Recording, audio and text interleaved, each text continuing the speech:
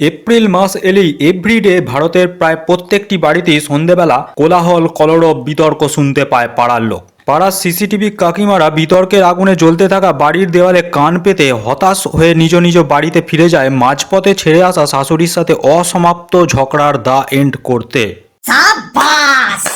উক্ত ঝগড়া শুরু হয় রিমোট নিয়ে আর শেষ হয় আমার বাপ কেন তোমাদের বাড়িতে আমার বিয়ে দিয়েছে।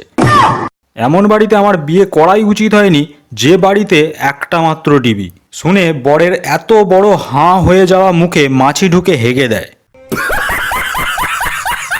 সাংসারিক শান্তি বজায় রাখার জন্য বর 56 ইঞ্চি টিভিতে আইপিএল দেখার শখ পরিত্যাগ করে বউয়ের ছুঁড়ে ফেলে দেওয়া ডিসপ্লে ফাটা মোবাইলে মনোযোগ দেয়।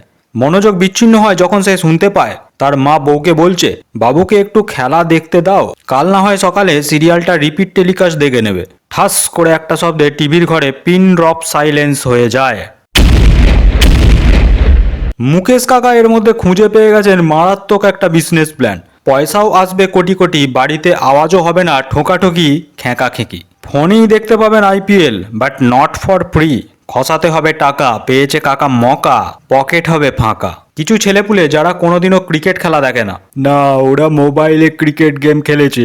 ক্রিকেট খেলা তো দূরের কথা, volleyball, football, hockey, tennis, badminton, basketball, golf এসবের নামও কোনোদিনও শোনেনি। এরকম সারা বছর ফ্রি ফায়ার খেলা কিছু ছেলে আইপিএল দোরগড়ায় এলেই একটা করে জার্সি পরিধান করে পাড়ার মাচায় বসে জ্ঞান দেয়। হার্দিক পান্ডে আমার ফেভারিট প্লেয়ার, তাই আমি গুজরাটের দলে। এদিকে সে জানেও না ওর ফেভারিট প্লেয়ার অজানা এক টাকার অঙ্কের বিনিময়ে গুজরাট ছেড়ে মুকু কাকার মুম্বাই দলে ভিড়ে গেছে।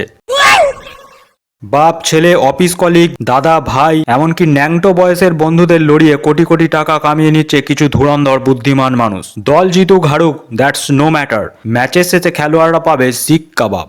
ডেলি লটারি কাটা পাবলিকরা অনেকে বাজি ধরে চেন্নাই জিতবে না মুম্বাই জিতবে। চেন্নাই জিতলে আমি 10 বোতল খাওয়াবো আর মুম্বাই জিতলে তুই 10 বোতল খাওয়াবি।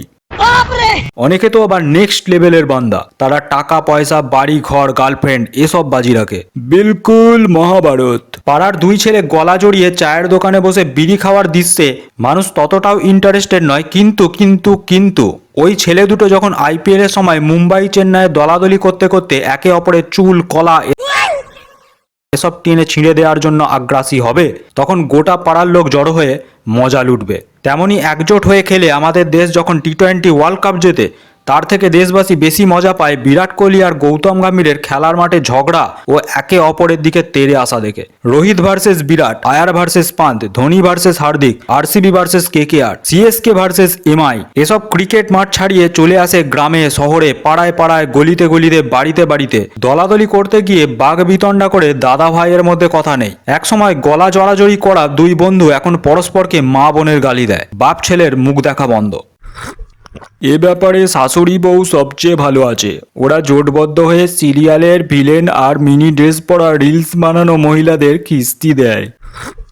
শেষমেশ সবার কাছে আমার একটাই আবেদন, আইপিএল খেলাটাকে এন্টারটেনমেন্ট হিসেবে নিন, নিজেদের মধ্যে অযথা ঝামেলা করবেন না। দলাদলি করে কোনো লাভ নেই। প্লেয়ারগুলো তথা টিমগুলো আমাদের নিজেদের দেশেরই, আর আমাদের একটাই পরিচয়, আমরা ভারতবাসী। রোহিত আমাদের, বিরাট আমাদের, ধোনিও আমাদের। তারা এই খেলাটাকে খেলা হিসেবে নিচ্ছে, কিন্তু আমরা পার্সোনালি নিয়ে নিচ্ছি। ভালো থাকবেন, সুস্থ থাকবেন, খেলা দেখুন just for fun. Tata, bye bye. আমরা পরিবেশন করি এমন কিছু আজব খবর যা আপনারা না কোনোদিনও শুনেছেন, না কোনোদিনও শুনবেন, কারণ এগুলো কাল্পনিক।